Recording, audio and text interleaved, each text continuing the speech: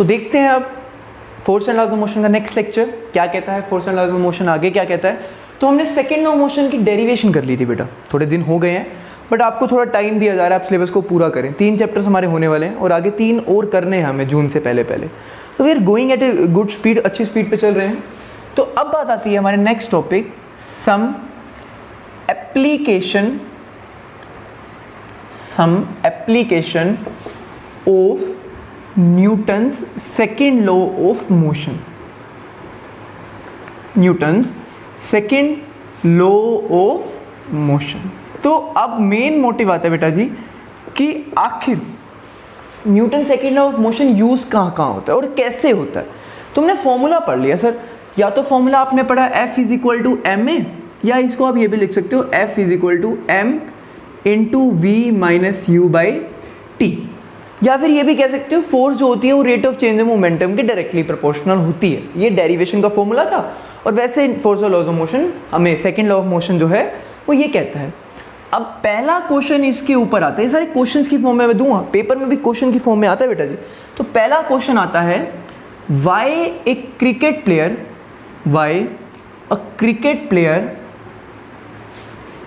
Lower his hands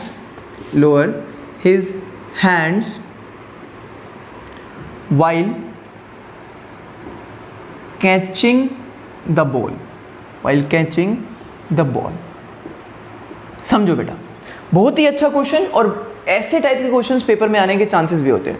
तो वो कह रहे हैं क्रिकेट प्लेयर को आपने जब भी देखा होगा ना, वो अपने हाथ जो है वो बॉल पकड़ता पकड़ता नीचे लाता है, आराम से कैच करता है, ठीक है। इवन धोनी को आपने विकेट कीपिंग करेगा, हर गली में धोनी है, तो वो क्या करता है, बॉल आती है आगे हाथ रखता है और उसको पीछे ले जाता है। कीपिंग जब आप सीखोगे ना तो आपको सिखाते हैं आगे से बॉल पकड़ो और पीछे तक लेके जाओ, यूँ हाथ को पीछे तक लेके आओ।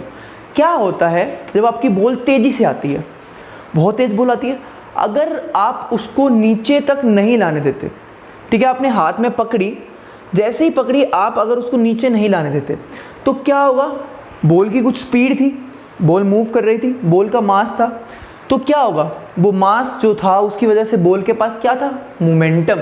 बॉल के पास क्या था, मोमेंटम। आपने जैसे ही उसको पकड़ा मोमेंटम ज़ीरो हो गया। मोमेंटम क्या हो गया, ज़ीरो हो गया। इसका मतलब मोमेंटम में क्या हो गया, चेंज आ गया। मोमेंटम में क्या हो गया, चेंज। यहाँ तक बॉल की स्पीड बड़ी तेज़ थी, जब तक कैच कर रहे हो तो यहाँ जैसे ही हाथ पे लगी क्या हुआ, ज़ीरो हो गई, अपने हाथ में पकड़ी।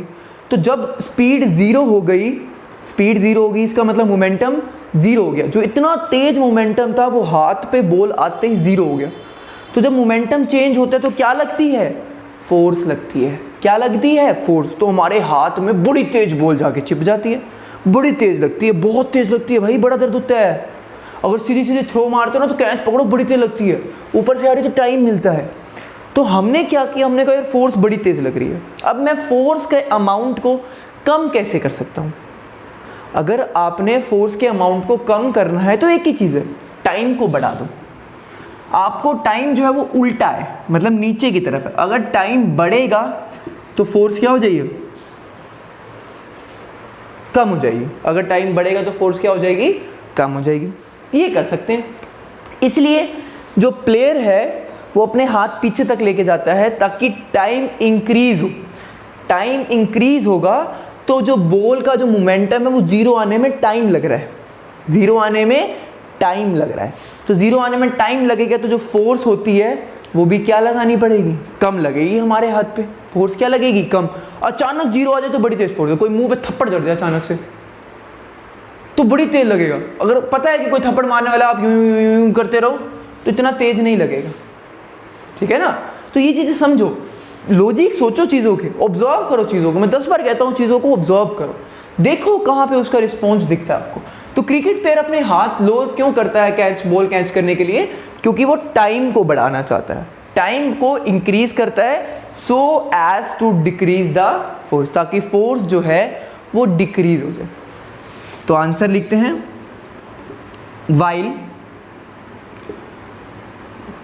while catching cricket player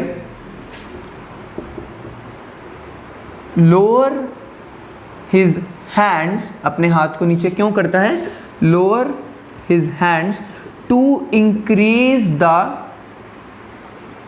time period, to increase the time period, ताकि time period बढ़ जाए. क्यों? We know that force is inversely proportional to time. Time ज़्यादा हो जाएगा तो force कम हो जाएगी. We know that force is so the ball will apply small amount of force. The ball will apply small amount of force. तो इसलिए ताकि force का जो अमाउंट है on hand, force on hands पे कम फोर्स लगेगी, इसलिए वो अपने हाथ पीछे करता है. पहला क्वेश्चन क्लियर. 2-3 टाइप्स हो रहे हैं, वो अलग अलग टाइप्स हैं, बाकी तो आपके ऊपर है कि आप कितनी टाइप्स पढ़ना चाहते हो. एक टाइप मैं और आगे पढ़ाने की कोशिश करता हूँ. एक क्वेश्चन उतार लीजिएगा इसको बेटा जी. हाँ जी, तो सेकेंड टाइप पे चलते हैं. इसकी टाइप सेम है, मतलब रीजन सबका सेम है, बट कैसे क्वेश्चन आते हैं वो बताना चाहता हूँ. Question number 2. It is easy to jump on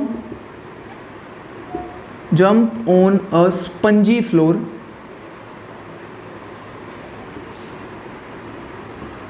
rather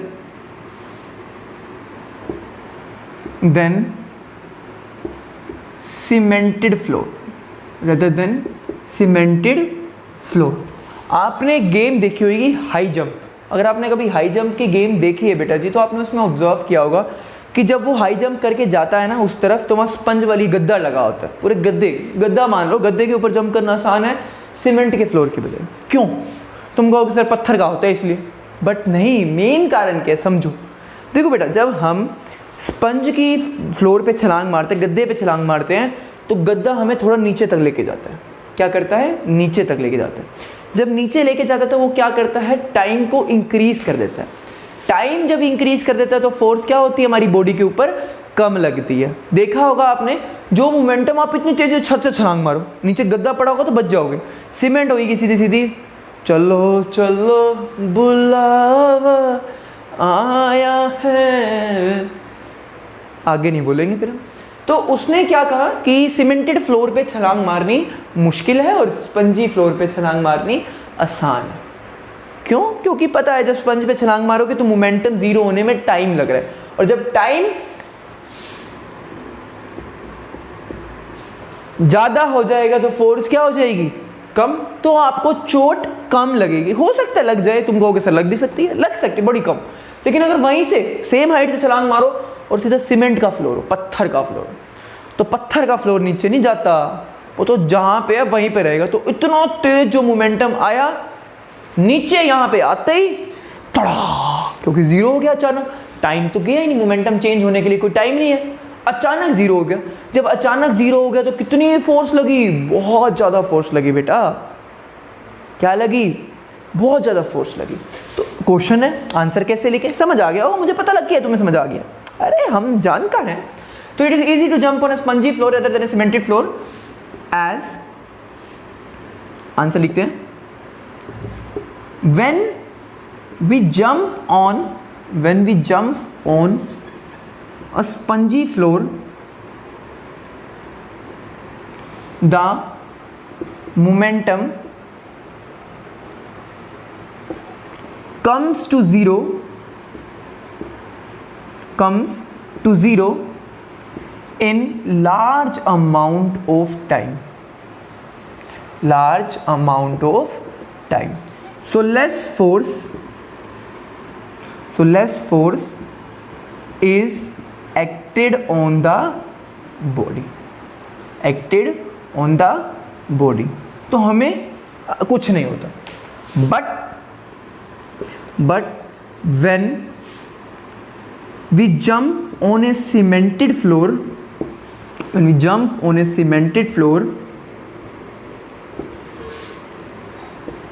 the momentum comes to zero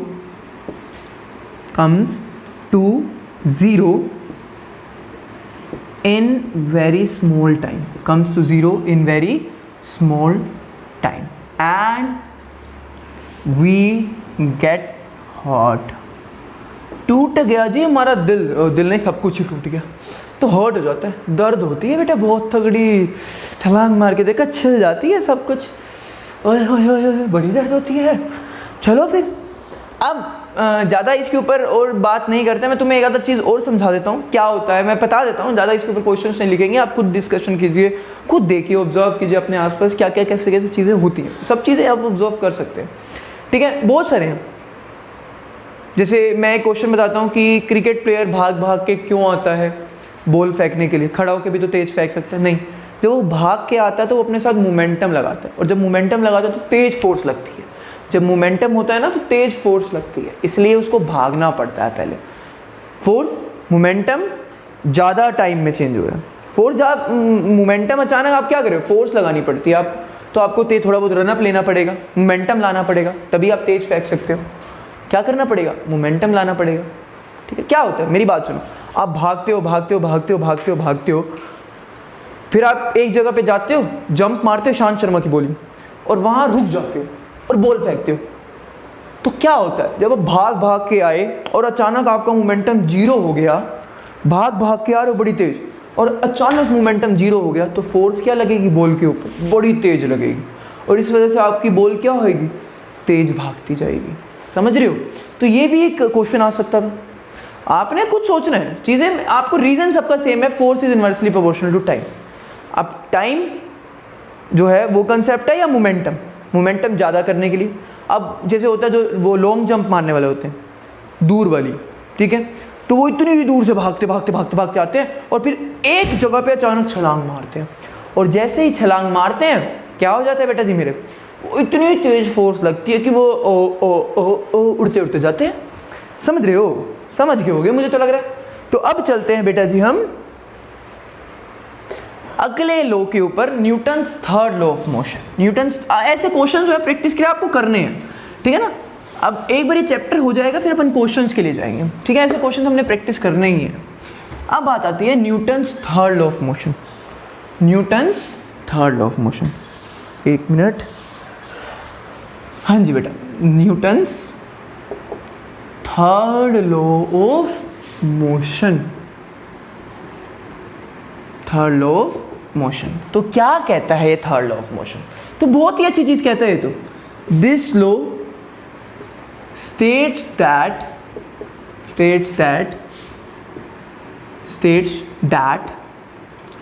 for every action there is equal and opposite reaction, equal and opposite reaction, for every action there is equal and opposite reaction। Newton's third law of motion क्या कहता है, अगर आप किसी भी चीज़ के ऊपर कोई एक्शन करते हो ना तो अपोजिट में वो चीज़ हमारे ऊपर रिएक्शन करती है, जैसा एक्शन करोगे ना उतना ही एक्शन रिएक्शन आपके ऊपर होगा। फॉर एग्जांपल ऐसा होता नहीं है, मतलब तुम वैसे तो समझते हो, अगर तुम किसी को थप्पड़ मारते हो तो रिएक्शन में वो थप्पड़ की वजह से आपके हाथ भी लाल हो जाते हैं, समझ रहे हो। तो हर एक एक्शन के ऊपर ना फॉर रिवर्स एक्शन रिएक्शन भी होता है, for every action there is equal and opposite reaction. इसका एक अच्छा सा एग्जाम्पल देता हूँ, अगर आप कभी बोट में बैठे हो तो जब बोट कोने पे पहुंच जाती है ना, जब बोट कोने पे पहुंच जाती है और आप बोट से आगे की तरफ छलांग मारते हो तो आप देखते हो कि बोट थोड़ी सी पीछे जाती है, तो आपने क्या किया, आपने अपने आप को आगे एक्शन लगाया, बोट ने क्या किया, पीछे रिएक्शन दिया। तो for every action there is equal and opposite reaction. और इसका सबसे अच्छा एग्जाम्पल तो मैं अभी देना ही भूल गया, अभी देते हैं जी, स्विमिंग पूल। आय आय आय आय, जा ही नहीं पा रहे हम।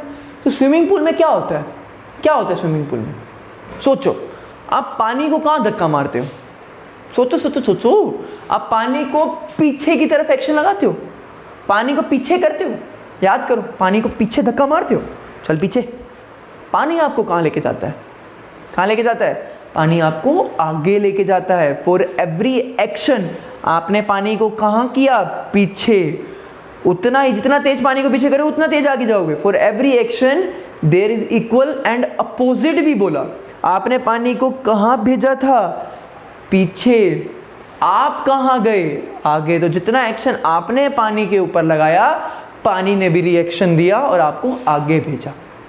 समझ गए? For every action there is equal and opposite reaction. तो जिस डायरेक्शन में एक्शन होता है उससे अपोजिट डायरेक्शन में रिएक्शन भी होता है हर फोर्स में। ठीक है, आप जब भी किसी ऑब्जेक्ट के ऊपर फोर्स लगाओगे तो अपोजिट में वो आपके ऊपर भी फोर्स लगाएगा। ये इसने कहा था। अब एग्जाम्पल भी उसने मांगा। For example, when we move the water when while swimming, ठीक है, वाइल स्विमिंग, स्विमिंग बता देते हैं ना, स्विमिंग करते समय, when we move the water in the backward direction,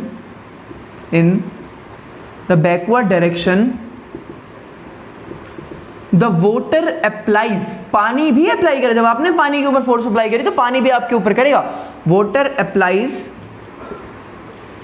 a same amount of force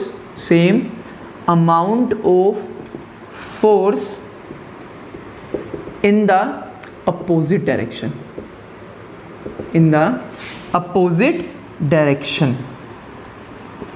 on our body, and our body moves forward, हम पानी को कहाँ फोर्स लगाते थे? पीछे। पानी भी हमारे ऊपर कहाँ फोर्स लगाता था? आगे। और हम कहाँ मूव करना शुरू कर देते थे? आगे करना मूव शुरू कर दो। जितना तेज आप पानी के पीछे फोर्स लगाओगे उतना वो आपको आगे भेजेगा। फॉर एवर अगर आपने किसी ऑब्जेक्ट के ऊपर इधर फोर्स लगाया तो वो ऑब्जेक्ट आपके ऊपर इधर फोर्स लगाएगा। ठीक है बेटा, अब Newton third law of motion clear. For every action there is equal and opposite reaction. हर एक एक्शन के ऊपर इक्वल एंड अपोजिट रिएक्शन होता है। तो आगे इसके बारे में और डिस्कस करेंगे। लाइट चली गई है। थैंक यू, आपका लेक्चर आज पसंद आएगा। आगे इसके ऊपर कंटिन्यू करते हैं, कल कंटिन्यू करते हैं। Thank you guys.